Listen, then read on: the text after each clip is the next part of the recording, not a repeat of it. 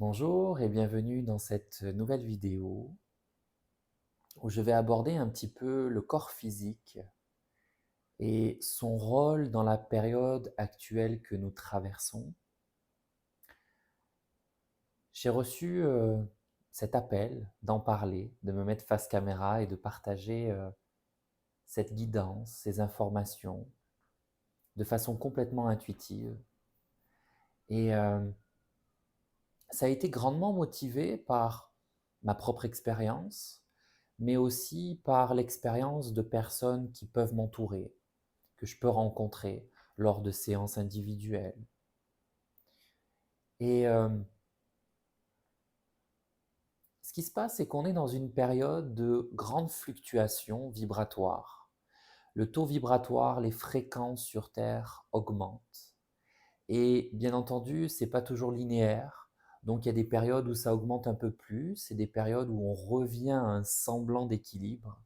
C'est pour ça aussi que pour beaucoup de personnes, on a cette sensation de un peu de vague, hein, de yo-yo, où parfois on sent que on est complètement déstabilisé, on ne sait pas du tout ce qui se passe, on ne comprend pas, et hop, on revient à un semblant d'équilibre et ça repart encore.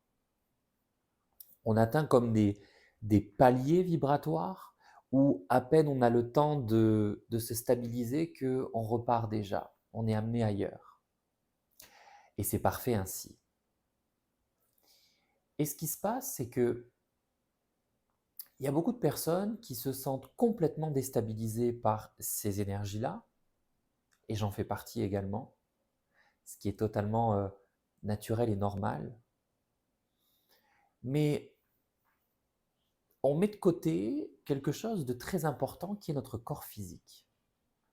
Parce que notre corps physique, on a appris à, de par notre société, de par la vie moderne, à le mettre de côté, à se dire, bah lui, il a juste à bien fonctionner, j'ai juste besoin de lui pour tout faire finalement, et j'attends qu'une seule chose, c'est qu'il aille bien, qu'il soit en santé. Et puis bah, forcément, dès que quelque chose déraille au niveau de la santé, là c'est la panique, et la chose que l'on cherche coûte que coûte, c'est de retrouver la santé, de retrouver l'équilibre sans même comprendre l'essence du débalancement qu'il pouvait y avoir à l'intérieur de ce corps physique.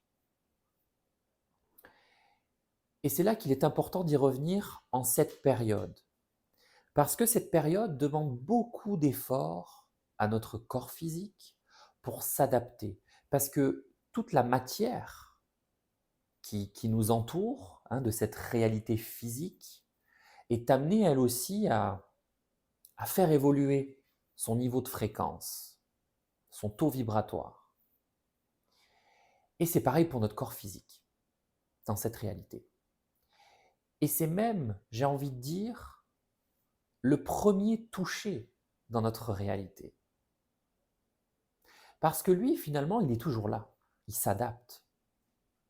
Même quand on lui en demande trop, même quand on lui en demande peu, même quand on fait pas attention à lui, même quand on ne le remercie pas, on ne le remarque pas, il est toujours là, il fait le boulot et il essaye de faire du mieux qu'il peut.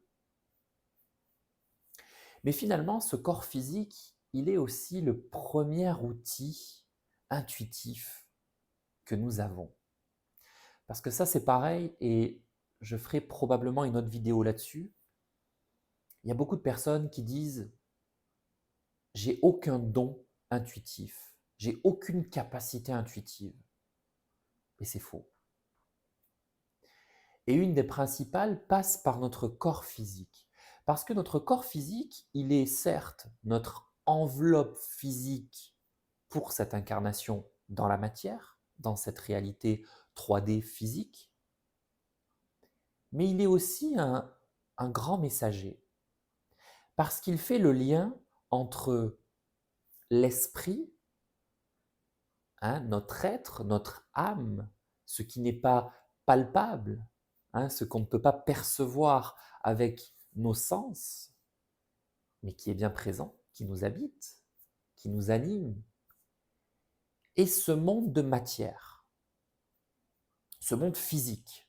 Il nous permet d'être présents dans ce monde physique, dans la matière, de pouvoir toucher, sentir, voir. Il nous permet de tout faire, dans la matière, dans le physique.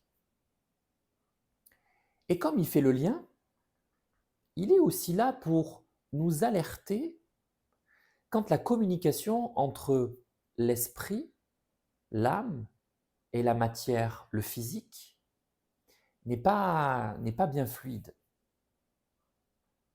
Il y a du sable dans le rouage. Et il est là pour nous le rappeler. Et qu'est-ce qui se passe? C'est que quand il essaie de nous rappeler que quelque chose ne va pas, qu'il y a un déséquilibre, on lui dit « tais-toi, c'est bon, guéris, arrête, guéris ». Mais lui, son objectif, c'est pas d'être malade. Lui, son objectif, c'est justement de se battre pour garder l'équilibre, de vraiment conserver cet équilibre divin. Mais on ne lui rend pas la tâche facile. De par nos actions, de par nos choix, de par nos pensées, de par nos émotions, de par plein de choses. Et la première chose sur laquelle on n'est pas toujours optimal, c'est d'écouter son corps, d'y prêter attention. Parce qu'en ce moment, il envoie des signaux forts. Il envoie des informations sur « tu devrais prêter attention à ça ». Ici, il y a quelque chose qui bloque. Et ça bloque ton cheminement actuellement. Ouvre les yeux, règle ce problème-là que je te fais remonter, que je te pointe du doigt, pour que toi, tu puisses avancer. Et on ne l'écoute pas. Et on lui en demande toujours plus. Tais-toi, guéris, arrête. Un peu comme, c'est la comparaison qu'il m'envoie, un peu comme un enfant qu'on n'arrive pas du tout à canaliser, à gérer, à éduquer, et qui revient constamment et qui nous fatigue finalement par cette répétition. Et on dit, c'est bon, arrête, tais-toi, ça suffit. Et finalement, on ne cherche pas à comprendre concrètement de quoi cet enfant il a besoin. Nous, on a essayé d'interpréter. On pensait savoir quelle était la bonne façon de faire, de quoi est-ce qu'il avait besoin. Mais finalement, cet enfant, quand il vient et qu'il nous montre que ça ne va pas, qu'il nous épuise, qu'il nous irrite, eh bien, il vient nous montrer que on ne lui a pas encore apporté ce dont il avait besoin. Eh bien, c'est pareil avec le corps. Et je vois autour de moi beaucoup de personnes, surtout ces dernières semaines et ces derniers mois, qui enchaînent les petites maladies sur les petites maladies. Un coup enrhumé, après ça une grippe, après ça Covid, après ça un coup de froid, après ça des migraines, après ça n'arrête pas. Et ces personnes-là m'ont fait prendre conscience de la lutte permanente dans laquelle on est. À, encore une fois, vouloir l'équilibre sans chercher à le comprendre. Et sauf que notre corps, il détient toutes les informations dont nous avons besoin. Et bien plus que ce qu'on peut le penser. Donc il nous parle. Et à travers cette période, c'est très important de l'écouter parce que ce corps physique, il travaille fort. Et il nous envoie des signaux sur comment est-ce qu'on devrait le traiter. Et ces signaux-là, ils sont déstabilisants en ce moment parce que ils changent. Ce que mon corps me réclame aujourd'hui, ça n'a peut-être rien à voir ou c'est peut-être l'opposé avec ce qu'il va me demander dans quelques heures, demain, dans une semaine, dans un mois ou dans 6 mois. Et c'est là qu'il faut décrocher complètement du mental et se laisser porter intuitivement par tout ce que notre corps nous fournit. comme je le disais, nous sommes dans une phase vibratoire un petit peu spéciale, hein, où, comme je disais, ça fait des vagues. On atteint un premier palier, puis on remonte, puis ça remonte. Et en fait, à chaque fois que ça monte, nos besoins physiques peuvent changer. C'est pour ça que un jour, ou plusieurs jours, en tout cas une période, on peut se sentir fatigué, épuisé, on ne comprend pas pourquoi. Et qu'après ça, on va être dans une période justement d'action, on a envie que les choses bougent, on se sent prêt, on se sent fort. Puis après ça, on a envie de se couper du monde entier. On n'a même plus envie que nos amis nous contactent, notre famille nous contacte. Il y a des choses qui, il y a 2 jours, me faisaient super plaisir et aujourd'hui, ça m'épuise, ça me fatigue, j'en ai pas envie. Et c'est là qu'il y a une confrontation parce que on se laisse déboussoler parce que notre corps demande de façon ponctuelle, parce qu'il en a besoin sur le moment. Et le mental qui essaye toujours de comprendre et de ranger dans des cases. Hein.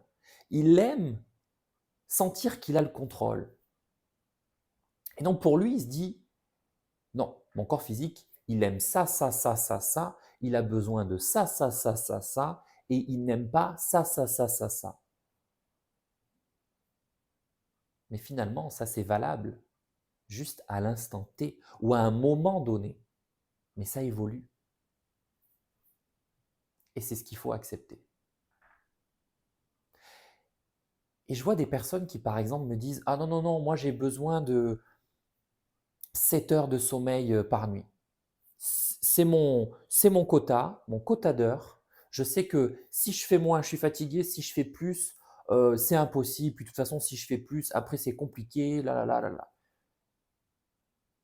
Et qu'est-ce qui se passe?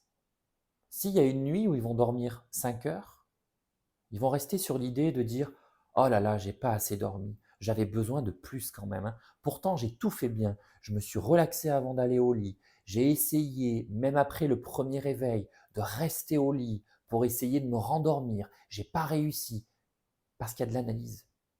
Peut-être que cette nuit-là, le corps avait besoin de 5 heures. Et peut-être que la nuit prochaine, il aura besoin de 12 heures. Alors je sais qu'on a des contraintes, qu'on doit mettre le réveil certains matins, etc. C'est vraiment à titre d'exemple que je prends la thématique du sommeil, mais c'est vraiment ça. Moi, dans mon expérience, dans ma réalité, et peut-être que le fait de partager ça, ça vous parlera un peu mieux.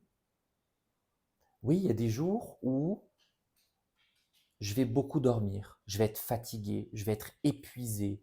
Le moindre effort va me demander 4 fois plus d'énergie qu'habituellement. Je vais faire une sieste, je vais me coucher plus tôt, je vais m'assoupir dès que je vais m'asseoir, m'allonger. Et parfois, il y a des jours où j'ai l'impression que je pourrais soulever le monde à bout de bras et que j'en serais capable. Et il faut l'accepter. Parce que ce corps, finalement, il est bien seul dans ce maintien de l'équilibre. Parce que très souvent, on le met de côté, on l'oublie. Hein, on le responsabilise, on dit ouais, débrouille-toi. Moi, je mène la vie que j'ai envie de mener, débrouille-toi. Et bon, je ferai un peu de sport parce que je sais que ça te fait du bien. Parfois, je mangerai un peu de légumes et un peu de fruits parce que je sais que ça te fait du bien. Mais voilà, hein, c'est bon, j'en fais assez. Alors, à toi de faire le reste du boulot. Et ce qui est très important aussi, c'est que je vois tellement de personnes qui disent je ne fais pas ça car c'est pas bon pour mon taux vibratoire, ça baisse mon taux vibratoire. Et souvent, c'est des espèces d'idées préconstruites et surtout limitantes.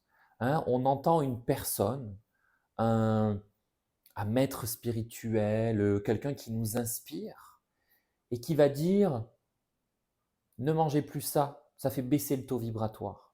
Ne faites plus ça, ça fait baisser le taux vibratoire. Faites ça, ça fait augmenter le taux vibratoire.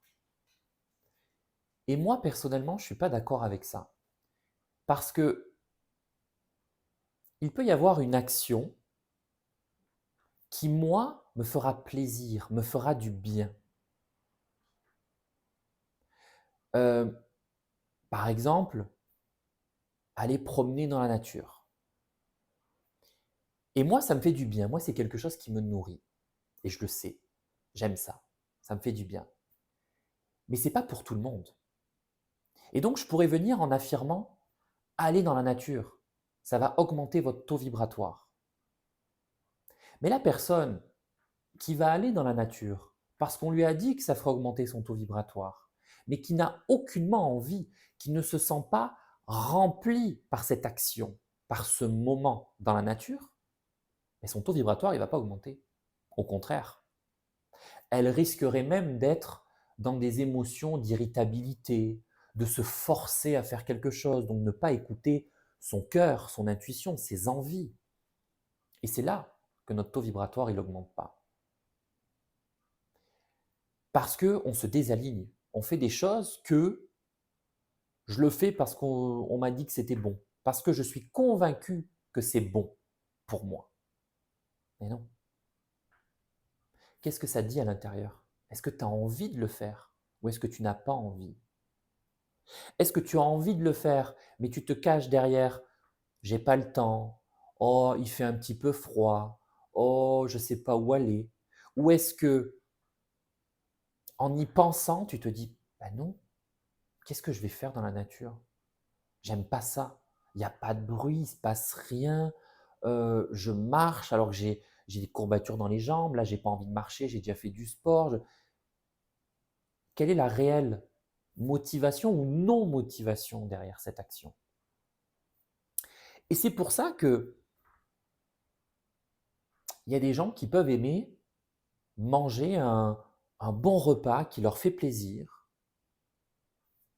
et ça va augmenter leur taux vibratoire parce qu'ils auront du plaisir à le faire. Alors bien sûr, après, il faut être capable de déceler qu'est-ce qui est de l'ordre d'une pulsion émotionnelle, qu'est-ce qui en fait est une représentation d'une blessure que je porte. Il faut être capable de reconnaître quand il y a des déséquilibres qui sont trop importants.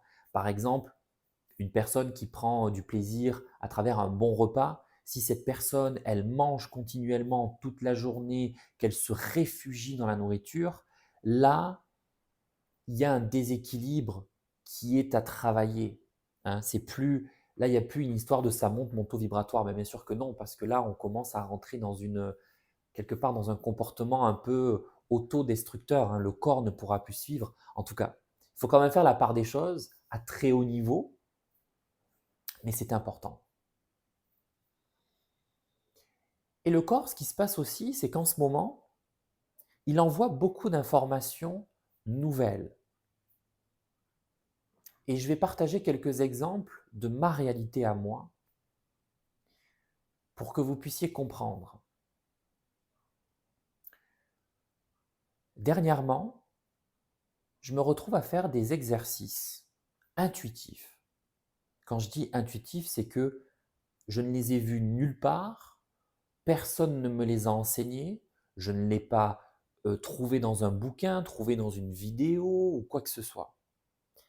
Et je me retrouve, par exemple, à tapoter sur des zones de mon corps, des zones spécifiques. Et je sens que ça me libère, que ça me fait du bien. La première fois que ça s'est présenté, je me suis dit, tu vas pas faire ça. Qu'est-ce que tu fais? Puis je me suis laissé une chance. Et quand je l'ai fait, j'ai terminé de faire ça et je me suis dit, waouh, je me sens tellement mieux. J'ai simplement écouté mon corps. Parce qu'il y avait des blocages, il y avait des tensions, des choses un peu lourdes dans mon corps.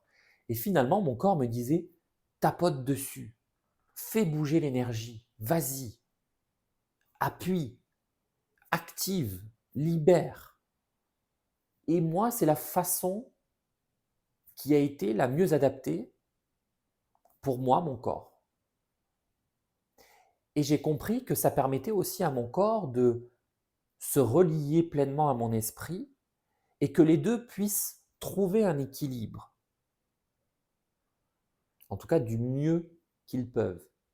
Parce que l'équilibre, il est parfois difficile à obtenir, mais en tout cas, du mieux qu'ils peuvent.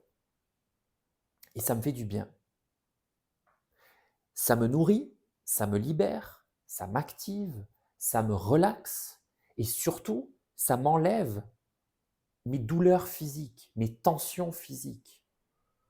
Alors je pense que je le partagerai dans une vidéo bientôt. Mais encore une fois, cet exercice-là, il peut me convenir à moi et il peut ne pas convenir à quelqu'un d'autre. Donc, c'est vraiment important de s'écouter en cette période, d'écouter nos besoins fondamentaux, nos besoins physiques. Parce qu'il y a aussi des personnes qui se disent, moi je suis un être spirituel, ok?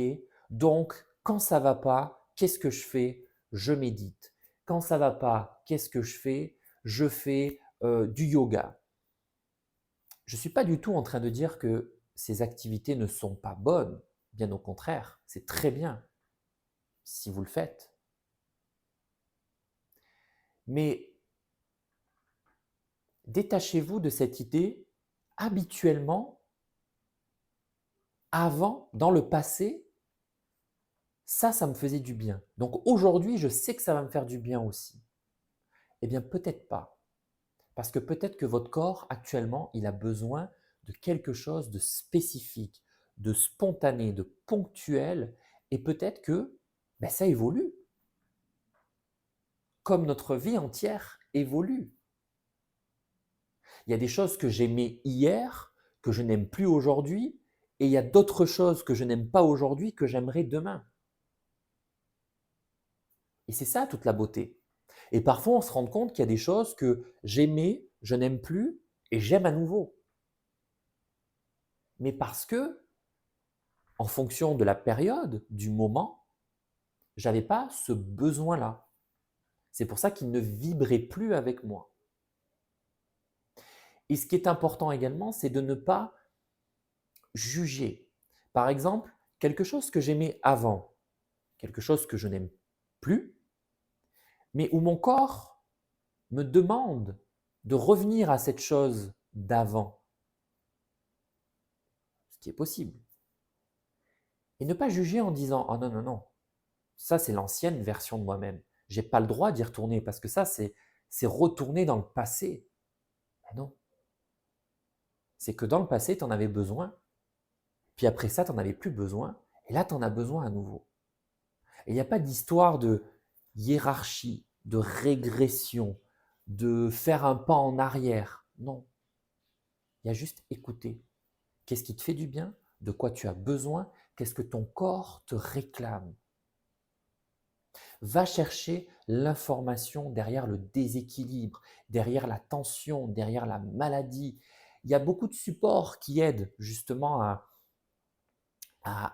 détecter, à comprendre le message derrière. Il y a notamment un livre qui s'appelle Le Grand Dictionnaire des malaises et des maladies. Je ne me rappelle plus de l'auteur, je pense que c'est deux auteurs d'ailleurs, mais il y en a plein. Il y a même des vidéos, des gens qui l'expliquent très bien, qui ont eu des formations là-dedans, qui détecter qu'est-ce qui ne va pas, quel est le déséquilibre. Et parfois, ça peut être très simple. Par exemple, je me réveille le matin et quelques heures après, j'ai un mal de tête qui arrive. Plutôt que de dire, ok, je vais vite aller prendre un médicament parce que là, mon objectif, c'est que ça passe très vite. Et je ne suis pas en train de dire qu'il faut arrêter de prendre ces médicaments. Si vous avez des traitements, etc., continuez-les. Surtout, ne les arrêtez pas sans l'avis d'un professionnel de la santé, de votre médecin. Mais là, je prends vraiment l'exemple du petit mal de tête que l'on a tous à un moment donné. Et là, l'objectif, c'est vite, ça doit passer. Là, je demande à mon corps, guéris, dépêche-toi, arrête ça. Et si on prend juste quelques secondes pour essayer de se rappeler quand est-ce que ce mal de tête est apparu? Quand il a commencé à venir, qu'est-ce que je faisais? Ah ben oui, j'étais en train de faire quelque chose que je déteste et ça m'a demandé tellement d'énergie, tellement de m'investir alors que j'ai dû me faire du mal, j'ai dû lutter parce que j'avais pas envie, je me suis forcé, etc. Ok. Donc là, mon corps, qu'est-ce qu'il me dit? Que j'ai peut-être trop résisté, trop lutté, trop adapté, ou que je l'ai fait trop longtemps. La prochaine fois que ça se présente, comment est-ce que je peux le faire d'une façon plus, plus fluide, plus légère pour mon corps, une façon plus digeste de le faire? Et aussi, ce qui permettra potentiellement de comprendre, ok, donc là, mon mal de tête, il est venu parce que j'ai été dans une résistance. C'est un exemple. Donc, qu'est-ce que je peux faire pour libérer cette résistance? Lâcher prise. Qu'est-ce que je fais pour lâcher prise? Là, il y a une multitude de solutions qui peuvent être à ma portée. Aller méditer, faire des exercices de respiration, faire du sport pour justement libérer toutes les tensions, tout ce qui est lourd à l'intérieur de moi. Ça peut être faire une activité créative, de la peinture, du dessin, peu importe. Et là, par magie, je me rends compte que quand je fais cette activité-là, qui vient libérer cette résistance, ben le mal de tête s'en va.